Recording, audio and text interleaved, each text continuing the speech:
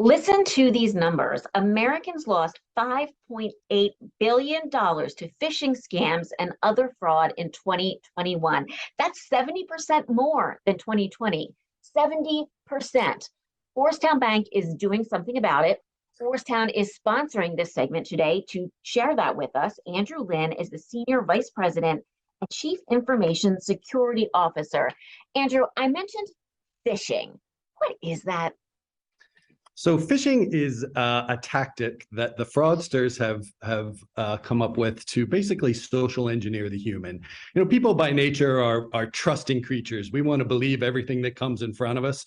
And even somewhat generationally, you think of baby boomers and before that didn't grow up in this digital world, and the only interaction they would have with fraudsters is in their local geographic area. Well, that has changed a lot. That the fraudsters are everywhere, and they've figured out that people will trust messages they send to them if they only include a couple of things that make it look like it's believable, like it's coming from your bank when it really isn't.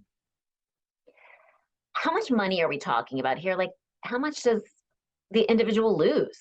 So individuals can lose hundreds of dollars, thousands of dollars, hundreds of thousands of dollars. We've seen it. Those that are looking to buy a house have been convinced that the payment for that house should go to a certain broker when that's not the place where the payment should go, and they sent $400,000 or $500,000 to a fraudster, and it disappears. So it can be a significant amount of money. So this is interesting. Orrstown Bank has joined some other banks. It's in part of the Banks Never Ask That campaign. Great name for it. So tell us about the campaign. Yeah, the campaign was actually started by the American Bankers Association, which is a coalition of banks all across the country. And its goal was aimed at educating the community about these types of scams. And it's a collection of awareness articles about how to identify a scam. What do I do if I've become a victim of a scam? You know, scams are now being perpetrated not just via email, but phone calls and text messages. So, there's a million ways that the fraudsters can get in touch with clients and aim to steal their money.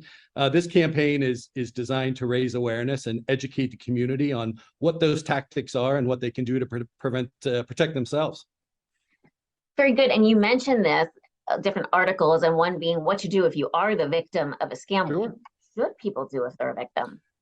The first thing you should do is make a phone call to your bank. And I would encourage in some of these scam messages, a phone number will be included, pretending to be a phone number for your bank. Please don't call that number in the message.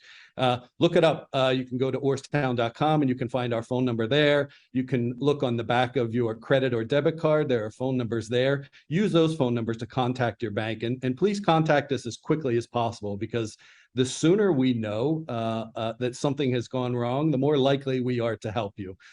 Money in these fraudulent cases moves so fast that sometimes hours matter. An hour it will be there, an hour later it will be gone and in the fraudster's hand, and we'll never see it again. So we can help a lot. There are certainly services that you can subscribe to that are paid services that will monitor your credit to make sure that if you've become a victim of an identity theft and don't know it, and someone is attempting to open accounts in your name, they will notify you that someone has opened a credit card in your name.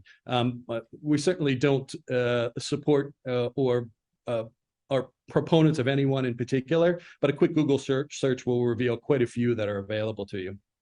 Wow, interesting. Thank you so much for sharing all of this great information with us. Thank you for having me. It's been a pleasure. And thank you so much to Orrstown Bank for sponsoring that segment. Keep it right here.